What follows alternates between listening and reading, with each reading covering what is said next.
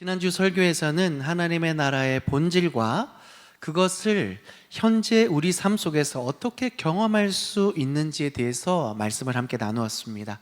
하나님의 나라의 본질은 오늘 읽은 말씀처럼 먹고 마시는 것이 아니요 오직 성령 안에서 의와 평강과 희락이라고 분명히 말씀해 주십니다. 이는 외적인 신앙 행위에 치중하지 말고 내적으로 성령 안에서의 의와 평강과 희락을 추구하며 나아가야 된다라고 가르치고 있는 것이죠. 이는 외적인 규칙이 중요하지 않다라는 것이 아닙니다. 이 말씀이 기록된 배경은 로마 사회의 특수한 상황 때문이었죠.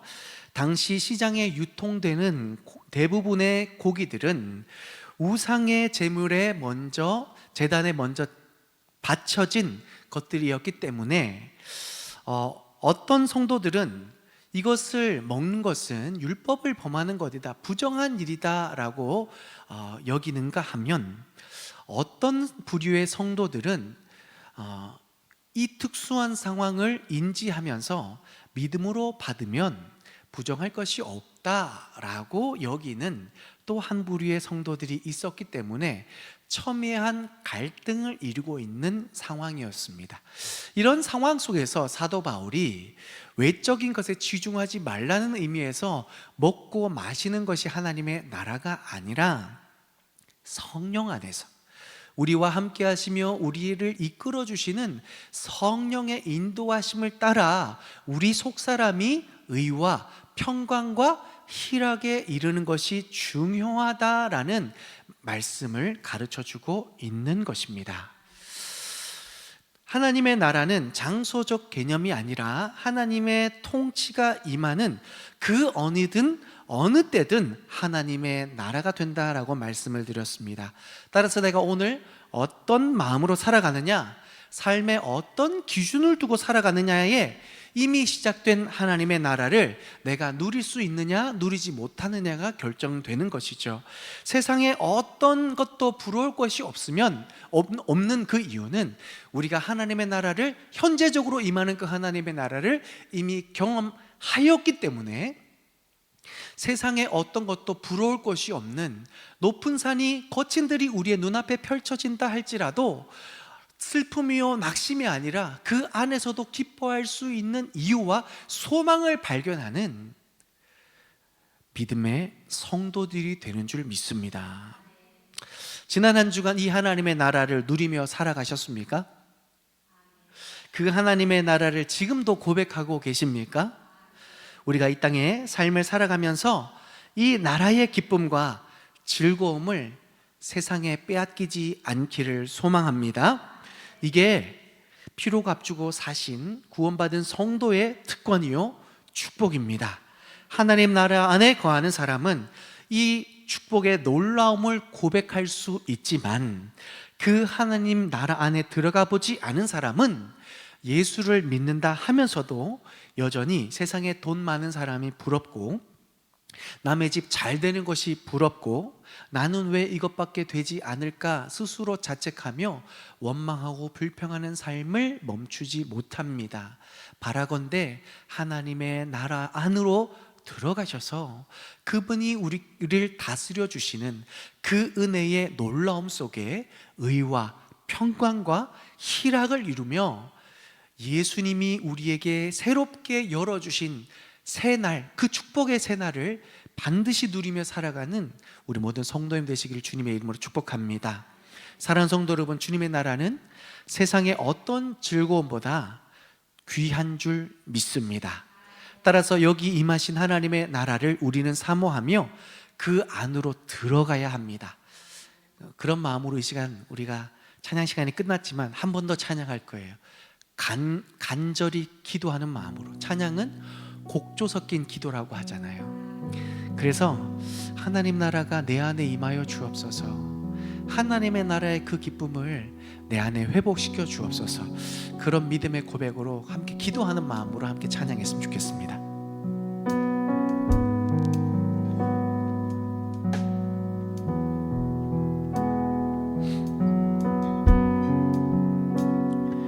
주의 나라가 임할 때 하나님 임재하실 때 예배가 회복되면 기적은 일어나네.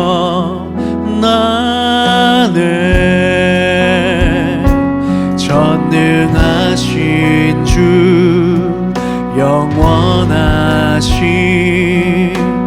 능력의 통치자 자유가 선포되어 주 백성 돌아오네.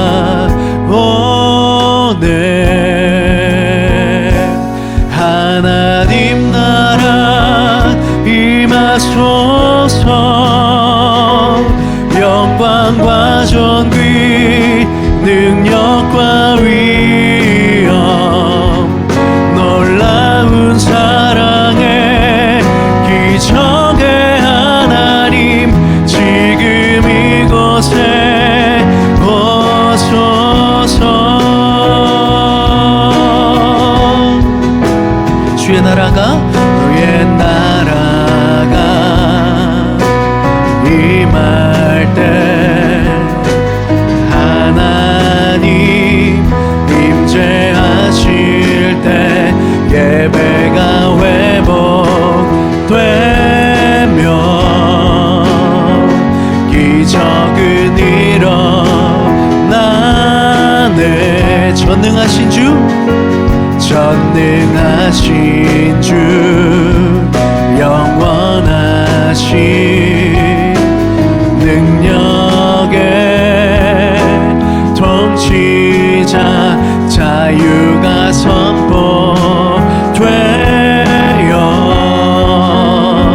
주 백성 돌아오네.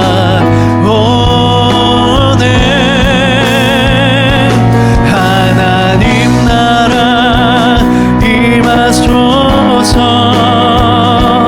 영광과 존귀 능력과 위엄 놀라운 사랑의 기적의 하나님 지금 이곳에 오소서. 하나님 나라 임하소서. 영광과 존귀 능력과 위엄 놀라운 사랑의 기적의 하나님 지금 이곳에 오소서. 주 너무 위대하심을 크게 외쳐 선포하네. 만왕의 왕 주 하나님 지금 오소. 하나님 나라 임하소서.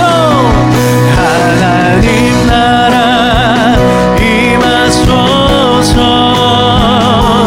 영광과 존귀 능력과 위엄 놀라운 사랑의 기적의 하나님 지금 이곳에.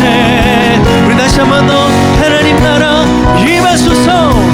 하나님 나라 임하소서. 영광과 존귀 능력과 위엄 놀라운 사랑의 기적의 하나님 지금 이곳에 오소서. 할렐루야.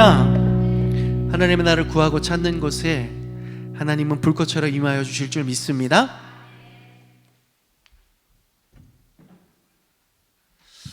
하나님의 나라가 임하면 예배가 회복된다고 합니다. 여러분, 예배 안에서 세상이 주지 못하는 그 기쁨과 평안과 확신을 누리고 계십니까?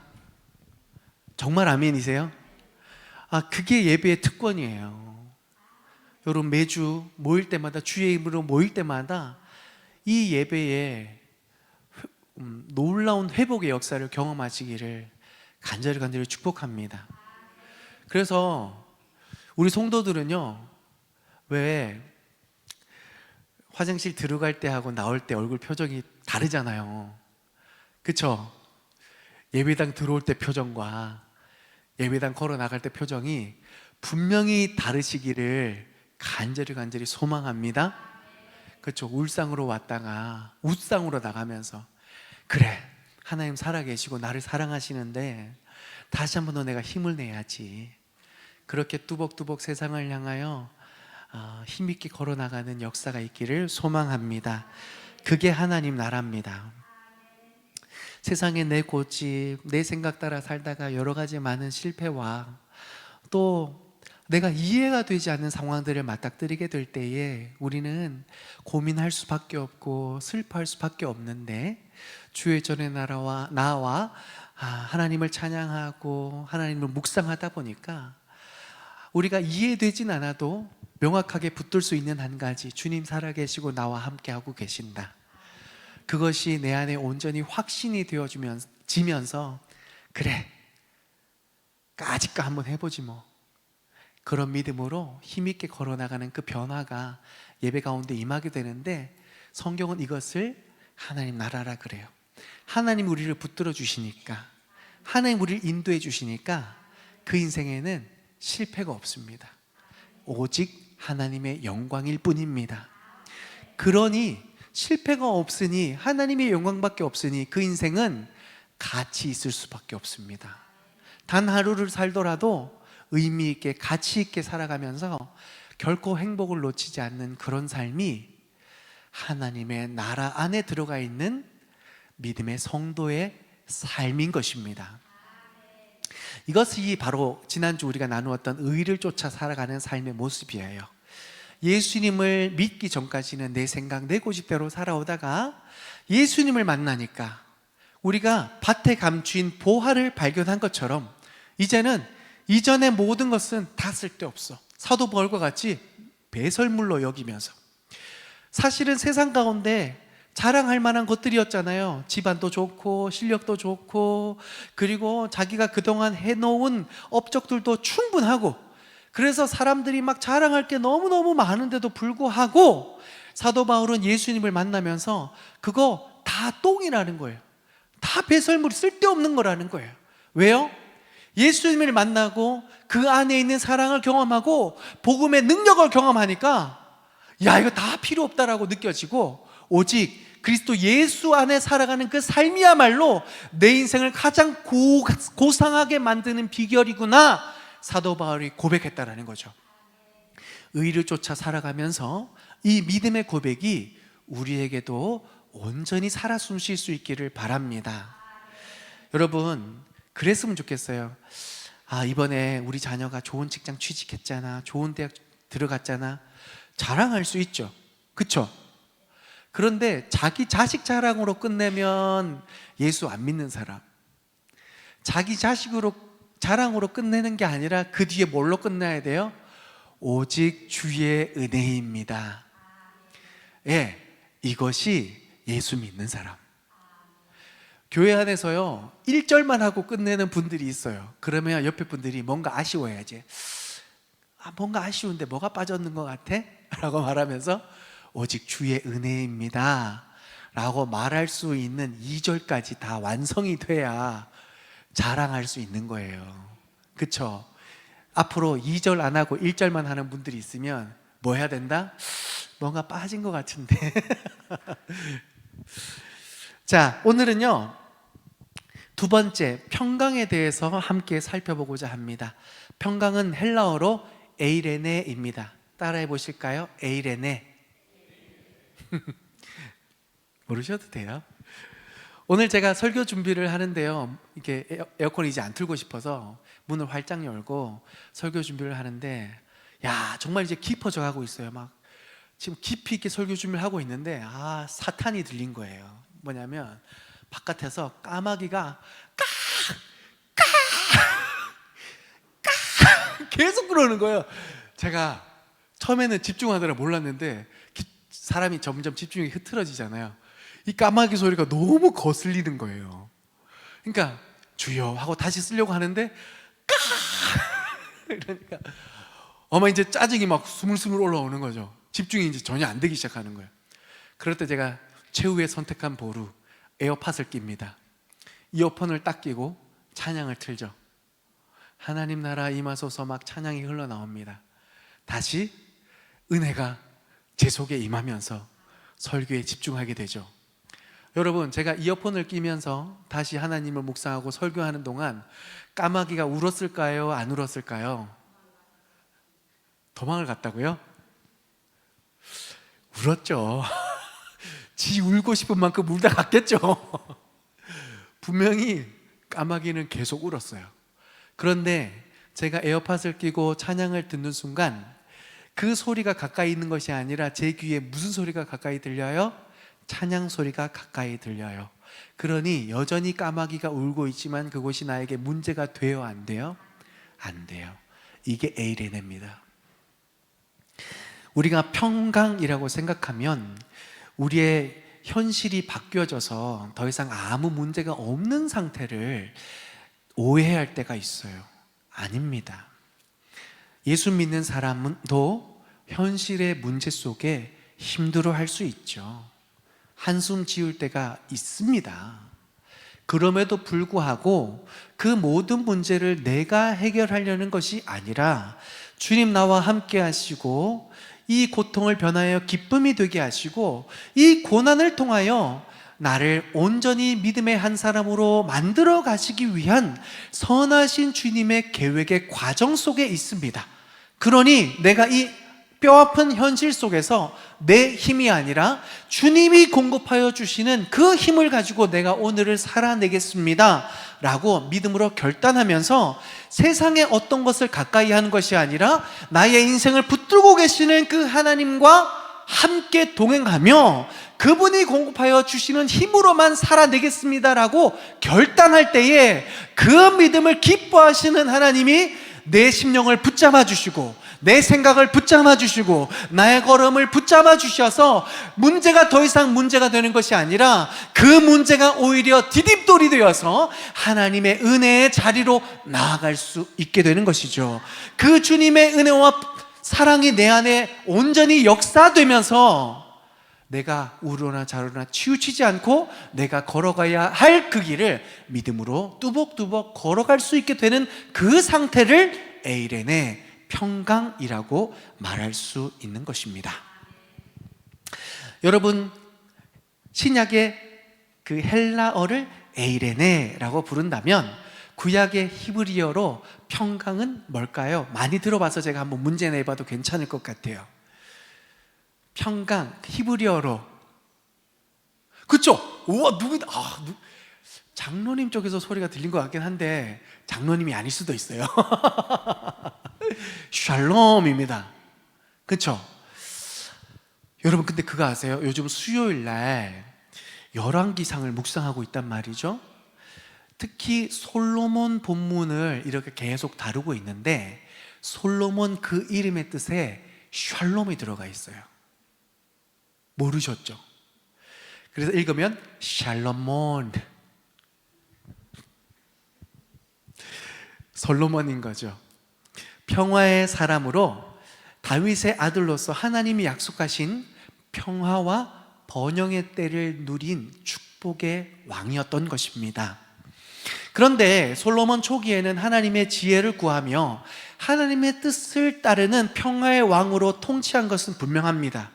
그런데 나중에 자신의 욕망과 이방 여인들과 통혼하면서 그 영향을 받아서 점점 하나님을 떠나기 시작하죠. 여러분, 한번 생각해 보세요. 1000명의 여인과 결혼했다라는 그 말이 무엇을 뜻하는 걸까요?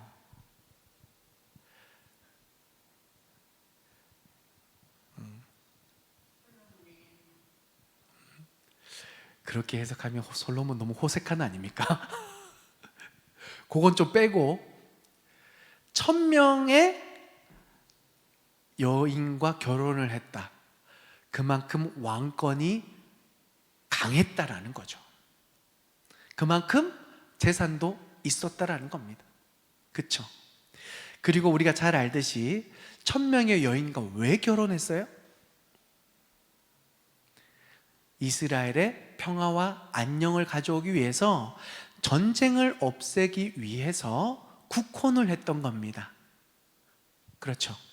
여러분 한번 생각해 보세요. 물론 하나님이 붙들어 주시지만 인간적인 생각으로 한번 계산을 해보자고요. 이스라엘이 아무리 강력한 왕국으로 자리 잡았지만 주변의 모든 나라들이 여기 땅 해가지고 동서남북에서 쳐들어오면 막아낼 수 있을까요? 없을까요? 설령 막아낸다 하더라도 굉장히 큰 피해를 입는 거죠. 그러니 나라 밖에 안녕을 찾기 위해서 사실은 솔로몬이 하지 말아야 될 선택을 한 건데 국혼을 맺은 겁니다. 그런데 이 안에 숨겨진 또 하나의 메시지 하나가 있어요. 뭐냐면, 여러분, 한두 나라는 물론 그것도 하나님 편에서 분명히 안 되는데 이해가 될 수 있어요. 한두 나라는 괜찮을 수 있자, 안 되지만 상식적으로는 그렇게 이해할 수 있잖아요. 나라의 안녕을 위해서. 그런데 여러분, 1000명이라고 얘기하면 어떤 해석을 할 수 있을까요? 솔로몬이 지금 두려움의 강박 증세를 일으키고 있다는 거예요. 이런 해석도 가능하겠죠. 왜냐하면 한두 번 하다가 두려워서 계속 이거를 끊어놓지 못하고 계속 결혼하는, 계속. 저기 조금만 뭐 조짐이 보여도 결혼합시다. 저기 조금만 뭐 조짐이 보여도 보내세요. 이렇게 해서 여러분, 이 작은 이스라엘 나라에 1000명의 나라가 있을 수가 있을까요? 그만큼 이 메시지를 전하려고 하는 거예요. 왕권도 강했고 그만한 재산도 있고 나라의 안팎의 안녕을 위해서 이런 지혜를 발휘하기도 했지만, 속내를 뜯어보니 자신의 욕망대로 살아가려고 하고 자신의 뜻대로 뭔가 가려고 하는데 점차 싹터 오르는 두려움을 이겨낼 수가 없어서 강박에 가까운 결혼을 하고 있다는 거죠.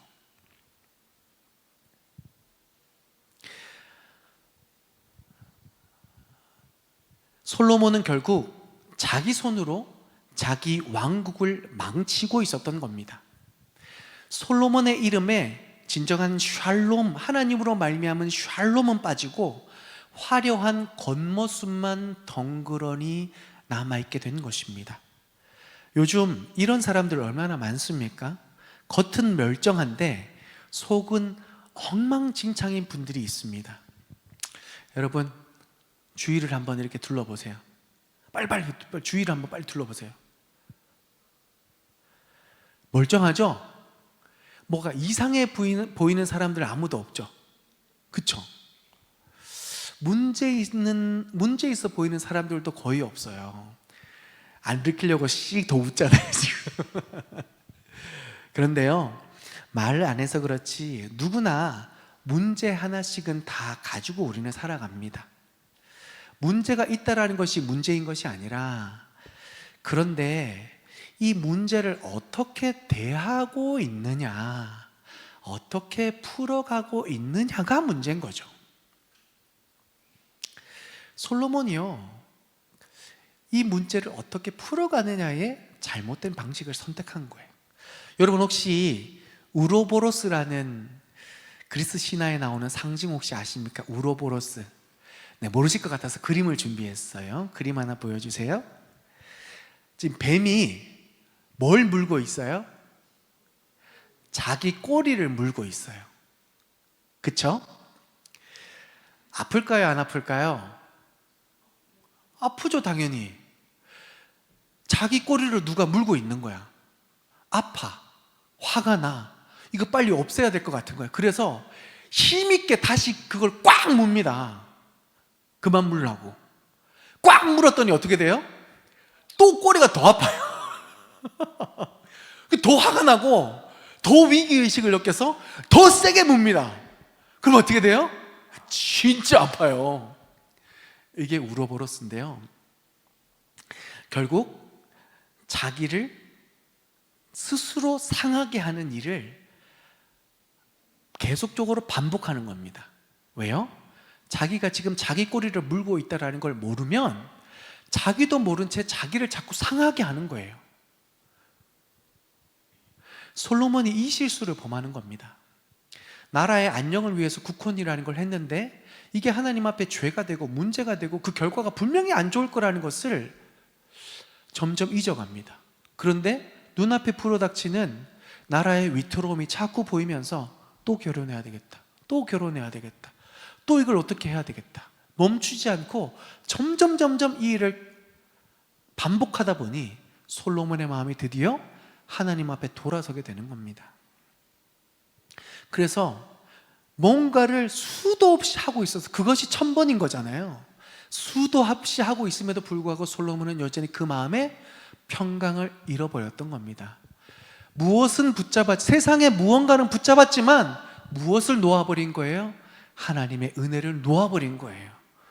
그래서 하나님이 붙잡아 주시지 않으니까 그 마음의 평강이 부서졌던 겁니다. 우리 안에 이런 모습이 없는지 우리는 살펴볼 수 있어야 됩니다. 우리 안에 두려움이 문제의 본질을 제대로 인식하지 못하면서 자꾸 헌물을 켜는데 그게 자꾸 나를 상하게 만드는 거예요. 저는요, 가끔 이런 실수를 할 때가 있어요. 이 사람이 뭔가 불만이 있다라는 게 감지를 하거든요. 그러면 불편한 뭔가가 있는데 제가 목사다 보니까 이걸 꼭 해결해 줘야 되겠다라는 사명감이 저를 가만두지 못하게 하는 거예요. 그래서 만나서 이런저런 얘기를 듣기도 하고 권면하기도 하고 상담도 하고 이렇게 하는데 앞으로서 가끔 이 하지 말아야 될 말을 덜컥 해버린 거죠.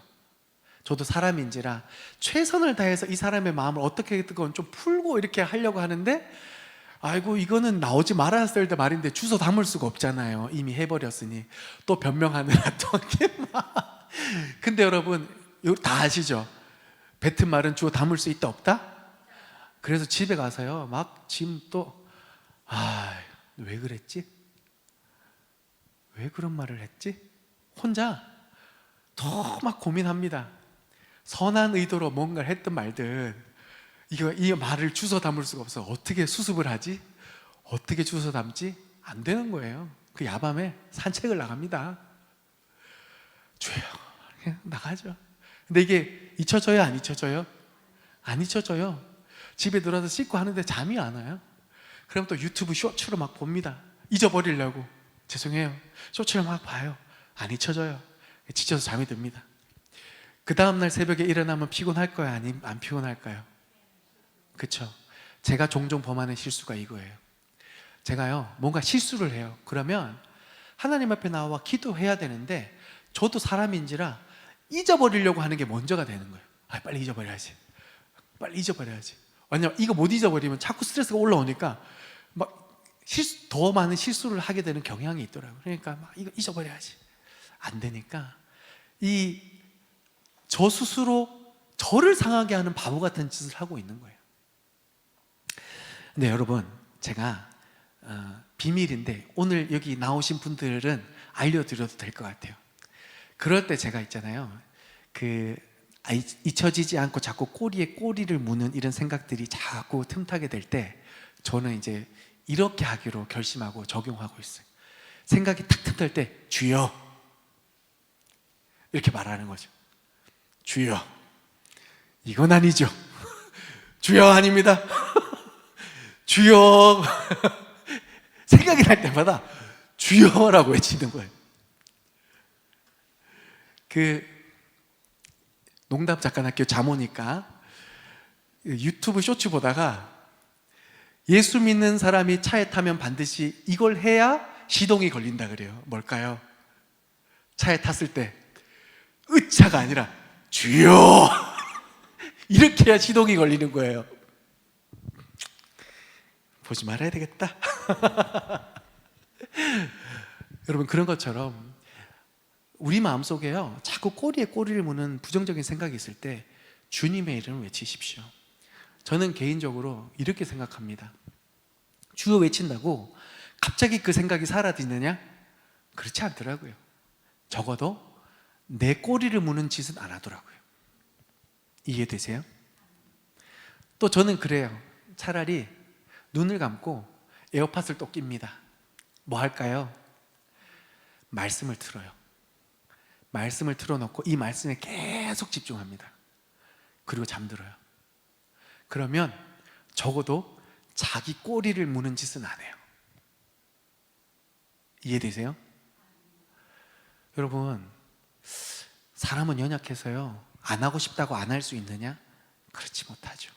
그런데 바로 그 순간에 하나님의 이름을 찾고 하나님의 의를 구하고 하나님의 다스리심을 구하며 나아가면 적어도 자기 꼬리를 무는 어리석음은 반복하지 않게 되면서, 그리고 그 다음날 새벽에 나와서 기도하면 어떻게 돼요? 여러분, 기도가 왜 필요한지 아세요? 저는요 늘 경험합니다. 기도하면 이 문제가 하나님 앞에 옮겨집니다. 아멘 안 하시네? 아멘 안 하셔. 왜 그런 줄 아세요? 기도하면 진짜 이 문제가 옮겨지는 걸 느껴요. 그렇기 때문에 문제 생길 때마다 성도들이 기도하러 나오는 이유가 그거예요. 기도할 수 있는 그 자체의 감사를 누리게 되고, 기도하면서 이 문제를 하나님께서 응답하시겠구나라는 확신이 들고, 기도하는 그 순간에 주의 나라가, 주의 평강이 내 속에 역사되는 것을 경험하기 때문에 우리는 기도를 기쁨으로 할 수 있는 거예요. 정말 아멘이십니까? 네. 고민이 들 때, 또 어려움이 찾아올 때, 근심이 찾아들 때 주의 이름을 외치며 기도의 자리로 나오십시오. 그러면 하나님께서 우리를 붙들어 주시는 그 은혜 속에 샬롬, 에이레네가 임하게 될 줄 믿습니다. 솔로몬은 겉으로는 화려한 왕국과 웅장한 성전을 건설하며 자랑했지만 그 속에 하나님이 떠났기 때문에 내면의 평강과 영적 안정은 사라져 버리게 된 것입니다. 그런데 반면에요, 요즘 우리 새벽에 묵상하는 여호수아의 말씀을 보면 이 평강의 또 다른 모범적인 사례를 발견할 수 있습니다. 구약에서 오늘 그러니까 새벽에 읽는 그 여호수아와 갈렙의 이야기를 잘 보면요, 여러분, 환경이 죽고 사는 문제에 얼마나 현실의 큰 문제를 눈앞에 두고 있습니까? 그런데 엊그제 본문이죠, 또 어제 본문이기도 하고, 그 땅에 전쟁이 그쳤더라. 이 말이 뭔 말이에요? 그 치열한 죽고 사는 전쟁의 혈투는 끝이 나고 그 땅에 온전한 평화가 임한 거예요. 물리적인 전투가 끝났다라는 것도 맞지만 영적으로 하나님께서 온전히 다스려 주시는 은혜와 평강이 그 땅을 사로잡아 주었다라는 거죠. 이것이 어떻게 그 땅에 평강이 임하게 되었습니까? 여호수아와 갈렙이 사느냐 죽느냐의 치열한 현실의 문제 앞에 온전히 하나님의 말씀을 붙들고 순종하였기 때문에 하나님께서 그들이 나아가는 걸음걸음을 인도하시고 승리케 하여 주신 줄 믿습니다. 오카는 목사님의 설교 중에 이런 내용이 있습니다. 일본의 선교사님들이 이 옥 목사님에게 이런 질문을 했답니다.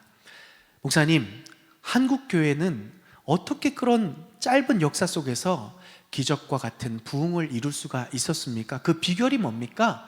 라고 질문했더니 이 오카노 목사님의 대답이 뭐냐면, 한국 교회의 부흥의 배후에는 바로 가난이 있었기 때문입니다. 고통이 있었기 때문입니다. 그 가난과 고통 속에서 생명을 걸고 성도들이 예수님을 믿음으로 고백했기 때문에 한국교회가 그렇게 부흥할 수 있었던 것입니다 라고 말씀해 주시더라고요. 저는 이 설교를 들으면서 참 많이 은혜를 받았습니다. 여러분, 과부의 두 랩돈이 왜 가치가 있는지 아시죠? 과부의 삶이야말로 한푼이 아쉬운 가난한 치열한 삶이었습니다. 그런데 그 과부가 하나님을 향한 믿음을 가지고 2렙 또는 거의 전 재산에 가까운 그 돈을 들이며 하나님 앞에 믿음으로 나아왔기에 주님께서 그 믿음을 귀히 여기셨던 것입니다. 한국교회가 얼마나 가난하고 어려운 형편 가운데 우리 믿음의 선배들은 생존을 걸고 생명을 걸고 예수님을 믿었었습니다. 우리 잘 아는 사진이지만 한 번 더 볼까요? 여러분 아마 한 번쯤 보셨을 겁니다. 아이를 이렇게 들쳐업고 또 큰애는 그 앞에 그냥 놔두고 보자기를 보시고 또 그 옷을 보면 남루하기 짝이 없죠. 가난이 그대로 보이는 한 어머니의 모습이었습니다. 그런데 그 얼굴 표정을 보면 너무나 간절하지 않습니까? 어쩌면 지금 이 어머니가 일하지 않으면 생존에 큰 위기가 불어닥칠지 모르지만, 그러나 바로 이 순간 이 어머니의 얼굴 속에 주님의 은혜 없이는 단 하루도 살 수 없겠습니다. 생존을 걸며 하나님 앞에 무릎으로 나아가는 이 어머니의 기도를 통해서 한국교회가 이토록 부흥할 수 있게 되었던 것입니다. 한국이 이렇게 짧은 기간 속에 기적의 경제를 회복하며 나아갈 수 있게 된 것이었죠. 그런데 요즘 우리는 어떻습니까? 현실의 문제 앞에 생존을 걸고 정말 하나님 앞에 눈물로 기도하고 계십니까? 정말로 하나님이 유일한 해답이라는 것을 내 신앙은 진정으로 고백하며 살아가고 계신가요? 여호수아와 갈렙은 이런 믿음으로 하나님 앞에 나아갔기 때문에 그 땅의 전쟁을 그치게 하고 온전한 평화를 선포할 수 있었던 믿음의 한 사람으로 쓰임받게 된 것입니다. 사랑하는 성도 여러분, 우리의 삶에 펼쳐지는 수많은 문제의 해답은 예수 그리스도신 줄 믿습니다. 그렇다면 세상의 어떤 것을 붙잡으려고 애를 쓰기보다 생존을 걸고 하나님 앞에 주여라고 간절히 외치며 그의 도우심을 구하며 나아가는 그 한 분 한 분의 성도의 심령에 그리스도의 평강이 임하게 될 줄 믿습니다. 여러분, 어떤 사람이 강한 줄 아세요? 어떤 사람이 용기 있는 줄 아세요? 모든 사람은 다 겁을 냅니다. 모든 사람은 다 걱정이 있습니다.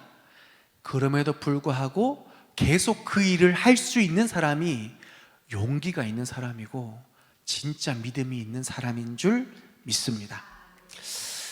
마지막으로 이 메시지를 함께 놔두고 마무리했으면 좋겠습니다. 성경에요, 두려워하지 말라, 두려워하지 말라, 염려하지 말라, 주님이 계속 말씀하세요. 이게 무슨 뜻일까요? 저도 이 설교를 들으면서 그렇구나, 너무 깊이 깨달아서 성도 여러분에게 좀 나눠주고 싶어요. 두려워하지 말라. 너 그래서 안 되는 거야. 두려워하지 말랬지, 염려하지 말랬지. 아주 그냥 그것 때문에 은혜가 임하지 못하는 거야. 아주 그냥 정신 똑바로 차리고 두려워하지 마, 이 뜻으로 하나님이 지금 말씀하시는 걸까요? 아니잖아요. 여러분, 친구 위로할 때, 자녀들 위로할 때 막 무서워요. 뭐라 그래요? 걱정하지 마, 걱정하지 마 그래요. 야, 무서워하지 마, 아빠 괜찮아. 누가 있잖아? 아빠 있잖아. 야, 걱정하지 마. 야, 무서워하지 마, 아빠가 도와줄게. 걱정하지 마, 아빠가 있잖아. 이게 성경에 말하는 두려워하지 마라고 해요. 제가 이 말씀을 딱 듣는데 막 제 마음이 막 너무 쿵쾅쿵쾅을, 내가 성경을 반만 이해했구나.